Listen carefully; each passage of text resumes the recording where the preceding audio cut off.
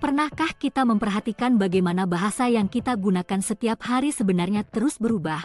Coba bayangkan percakapan sederhana di media sosial, kita sering membaca kalimat seperti, "Aku lagi healing dulu, gas keun, spill dong," atau "relate banget." Sebagian orang menganggapnya kreatif dan ekspresif. Namun, sebagian yang lain merasa khawatir. Apakah bahasa Indonesia sedang kehilangan jati dirinya? Pertanyaan ini membawa kita pada satu kenyataan penting. Bahasa tidak pernah benar-benar diam. Bahasa selalu bergerak, mengikuti perubahan masyarakat yang menggunakannya. Setiap generasi bahkan memiliki cara berbahasa yang sedikit berbeda dari generasi sebelumnya. Perubahan itu seringkali muncul secara perlahan, lalu menjadi bagian dari kebiasaan berbahasa sehari-hari. Bahasa Indonesia sendiri telah melalui perjalanan panjang. Ia lahir sebagai bahasa persatuan, diperkuat melalui Sumpah Pemuda tahun 1928, lalu berkembang menjadi bahasa resmi negara yang digunakan dalam pendidikan, pemerintahan, hingga media massa. Dalam proses tersebut, bahasa Indonesia terus menyerap pengaruh dari berbagai bahasa lain, mulai dari bahasa daerah, bahasa Belanda, hingga bahasa Inggris. Perubahan ini sebenarnya bukan hal yang baru. Dalam kajian linguistik, perubahan bahasa adalah fenomena yang wajar. Bahasa akan terus menyesuaikan diri dengan perkembangan zaman, teknologi, dan budaya masyarakat. Inilah yang membuat bahasa tetap hidup dan relevan bagi para penuturnya. Namun, di era digital saat ini, perubahan itu terasa jauh lebih cepat. Media sosial, internet, dan komunikasi digital telah menciptakan ruang baru bagi munculnya berbagai bentuk bahasa.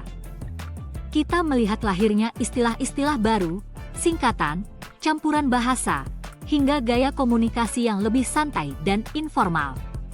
Bahkan sebuah istilah baru dapat menjadi populer hanya dalam hitungan hari melalui media sosial. Fenomena ini sering disebut sebagai variasi bahasa dalam konteks digital. Di satu sisi, variasi ini menunjukkan kreativitas penutur bahasa. Bahasa menjadi lebih fleksibel dan adaptif terhadap kebutuhan komunikasi modern, tetapi di sisi lain, muncul pula sejumlah kekhawatiran. Sebagian orang berpendapat bahwa penggunaan bahasa campuran atau bahasa gaul dapat mengurangi penggunaan bahasa Indonesia yang baik dan benar, terutama di kalangan generasi muda. Ada juga kekhawatiran bahwa dominasi bahasa asing dalam dunia digital dapat mempengaruhi identitas kebahasaan kita. Kekhawatiran ini menunjukkan bahwa bahasa bukan sekedar alat komunikasi, tetapi juga bagian penting dari identitas sosial dan budaya. Disinilah bahasa Indonesia berada pada sebuah persimpangan. Di satu sisi, bahasa harus terus berkembang agar tetap relevan dengan kehidupan masyarakat modern.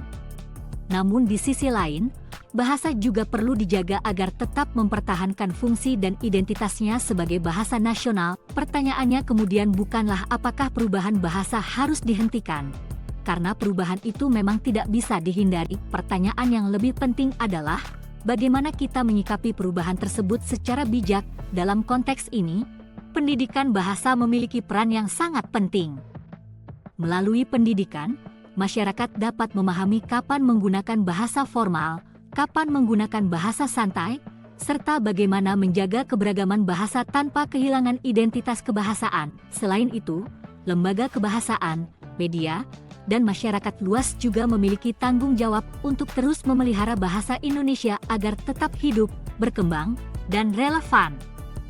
Kesadaran kolektif inilah yang akan menentukan bagaimana bahasa Indonesia bertahan dan berkembang di masa depan. Karena pada akhirnya, bahasa bukan hanya sekedar alat komunikasi, bahasa adalah cerminan budaya, identitas, dan cara kita memahami dunia. Oleh karena itu, ketika kita berbicara tentang problematika dan isu mutakhir bahasa, sebenarnya kita juga sedang berbicara tentang masa depan bahasa Indonesia dan masa depan kita sebagai penuturnya. Pertanyaannya sekarang adalah, ke arah mana bahasa Indonesia akan bergerak di masa depan? Jawabannya, tentu saja, ada pada kita semua yang menggunakannya setiap hari.